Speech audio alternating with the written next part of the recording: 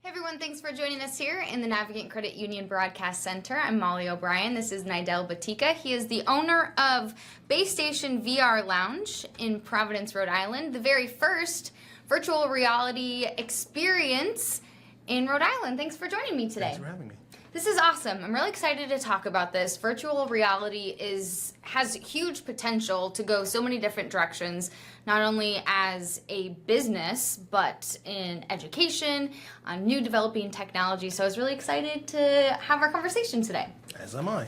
So talk to me a little bit about your background. You have a big background in business, but not so much in the tech sector. So talk to me how you even got interested in this. Yep, so I've done retail for most of my life. Most recently I was in self-storage, and the business I was working with, they sold the business, and I was just sort of left with the idea that I need to find something that isn't just another job, something that would actually help me grow with my own business. And I started looking at different ideas, and I had just got myself a headset and a virtual reality computer, and I thought it was something that needed to be shared. And while I was looking at other ideas for businesses, I started thinking of, I started researching virtual reality arcades, and there wasn't that many anywhere, much less in Rhode Island. So I started planning that idea, and I thought this would be a great way to share the experience and to make a little bit of money while I do it. So that's kind of how that started. Found a place on there, which was a really great location, and that's when it all started.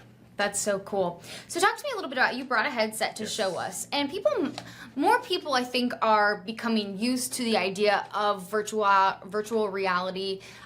There's been more mainstreamed products. So we have Google Cardboard, we have all different kinds of products. You have one for us that's not quite the low level that's been put out to the mainstream. So talk to us a little bit about what you have here today, and then what people can come in and do. Sure. So these are PC-based systems. What you find now in the stores are mostly phone headsets, where you take your phone, you put it into a slot, and you do some experiences that way. But the processing power of phones isn't anywhere near what a computer can do. What the computer does and what these headsets do is, first of all, the processing is going to be a lot more immersive. You're going to be able to move around a bit more than you can with the phones, and you can also, the systems will be able to track where you are in terms of 3D space, and the controllers included with that, which generally with the phones don't have, are also tracked, so that you would have hands in VR, or some sort of, or guns or things of that nature, so that you'd have everything, all of that tracked in a virtual environment. So these headsets are not just $20 or in some cases like the Google Cardboard $10 headsets. These are several $100s to go with a computer that would be able to handle the processing power, a high-end gaming system that would be able to handle all of this stuff. So the experiences that we have are I'm going to hold it up here so you can see it. So the experiences that we have take advantage of all of that. They're meant to be done in a we have an 8x8 stations, and we also have several stations going, so you can be able to do that. Whereas at home, even with something like this, if you're able to afford it, then you have limited space and things like that. And we have anything from basic experiences of things like Google Earth to shooters like John Wick and things like that, where you can move around a bit and instead of just being in one small space. That the small, cheaper headsets can do. So yeah, I mean, I think that's so cool to be able to provide that opportunity, because you really are immersed in a totally different reality. Whether you are, going on like Google Earth, whether you're walking along the Great Wall of China, or whether you're playing a game. Right. Do you provide the opportunity to where you're interacting? So, say you and I are going together, can we go on an experience together, and can we talk to each other? Do you have that kind of experience? Yes. So initially, if you have several people renting out several stations, you will be able to talk to each other, but you wouldn't necessarily be experiencing the same things. Okay. You would be experiencing your own virtual world. Okay. There are several multiplayer games that will allow you to be able to experience the game together. So you would see effects, version of your friend in that game, and be able to play together in the same game. Versus something like, again, using Google Earth as an example, you wouldn't, even if both of you were doing the same experience, Google Earth, you wouldn't see the other person. Okay. You'd be doing your own thing. Most VR experiences are first person, first player, individual player, games, but there's more and more multiplayer games, so that way people can play together, which is a unique thing. You can't do this at home. You'd have to find people that have the equipment to be able to play with them, so we offer that experience as well. It's not simply a one-person experience, it's shared. I also think that when you're doing it in a shared, the stations are shared in that you have one headset shared amongst different people. It's still a social thing where you can see what the other person is playing. So you can actually, it's not necessarily all that they can see, but it's just their front-facing part. But you can watch what they're playing, and you can interact with them a little bit that way. So that helps that social part of it and makes like, it no, don't turn there. Yeah, exactly. Especially with the horror experiences like that, it makes it really a more interesting social thing.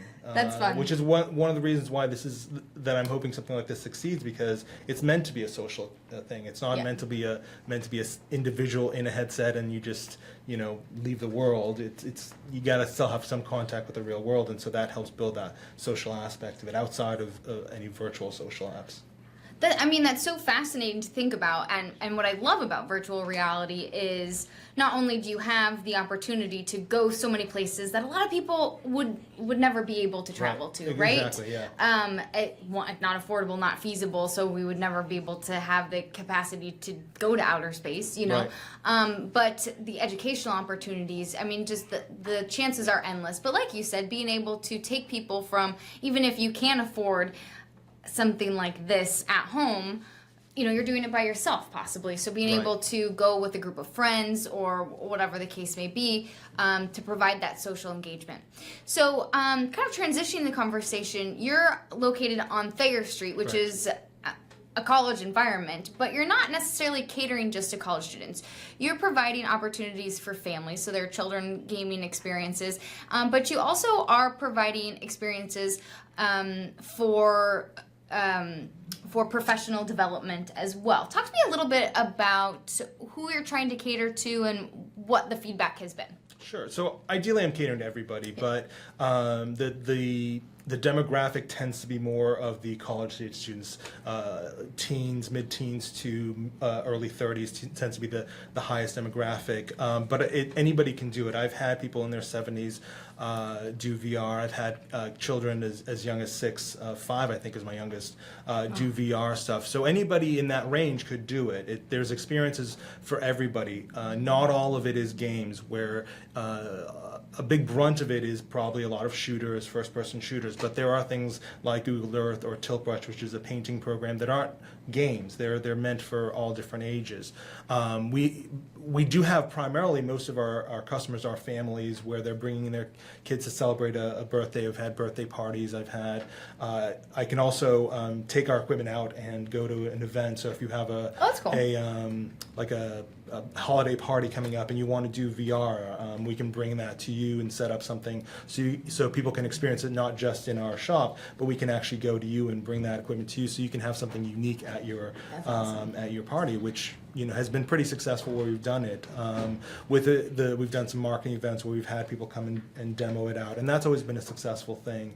So it's really geared towards, like I said, everybody, although primarily we find that range to be the late teens to early 30s, but older people, especially if you've done gaming for a lot of your life, that's you true. could be a gamer at Atari came out years ago, so people that are older are into gaming, and they just are more advanced than the Ataris back in the day, and so even older people are still interested in it, and so it's geared for everybody, and I try to have experiences for everybody, but it's nice to see the wide range of people that we have, which is interesting.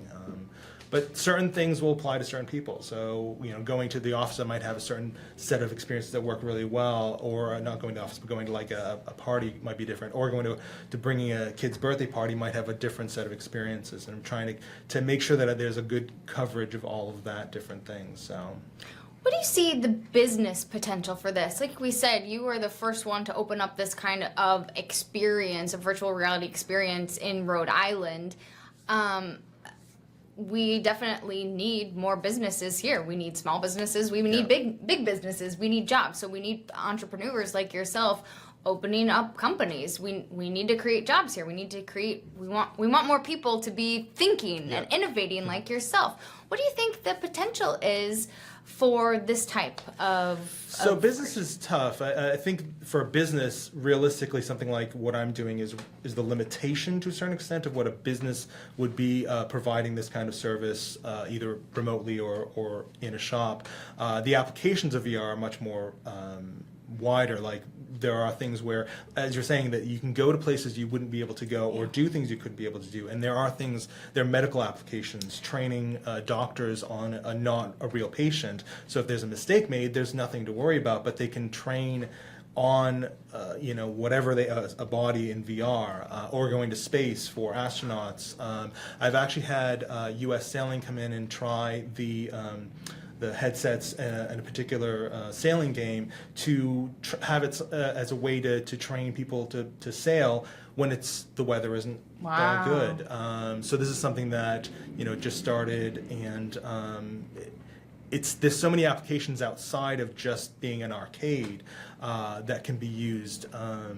It's amazing the kind of world that you go into when you put on the headset and the capabilities that it has. But again, I think with businesses, it's more difficult to branch out of the idea of doing arcade, because it is still a novelty in that case. That's true. Arcades themselves didn't necessarily make it out of arcades. They've always been arcades. Now there's retro arcades, so maybe someday this will be a retro VR thing. So that'll be interesting to see. That will be interesting to see.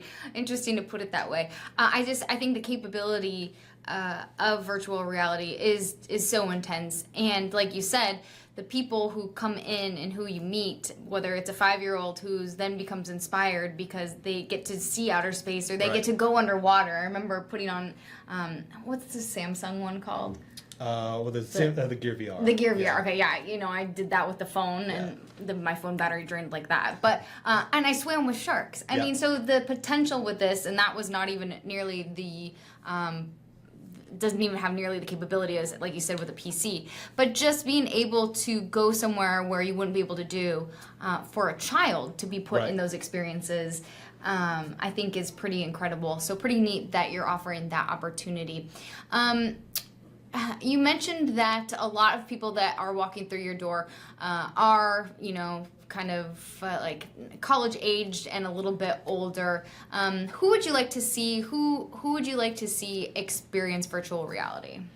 Well, everybody. Again, it all comes down to that. I think that I try to have I give free demos to people that have never experienced it before, or if they've experienced the phone, for example, they think they've experienced virtual reality, but they really have not the capability that's out there now. So I always encourage people to try the demo. I want people that are sort of afraid to do it, or just think it's a novelty to a certain extent. Those are the people I want to try it, because those will probably be my best audience, my best customer, because those people are the ones that will always turn around. There are numerous times where I have 2 people come in, or a group come in. One of them wants to do it, the rest are all whatever, and they see it, again, they'll see it on the screen what they're doing, and I encourage the people that don't seem to want to do it to try it, because they think they've seen it. They think they've seen.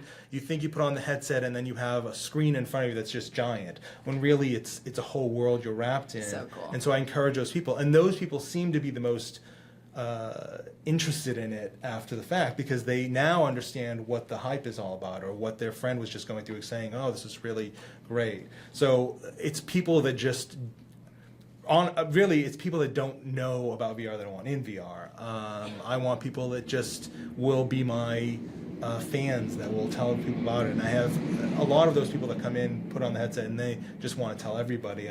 I often hear when they go downstairs, I'm right next to the Carta Bar, so I hear them talking to the people coming out of Carta Bar, being excited about it, and people asking. So those are the kind of people I want to come into VR and try it out, that haven't done it.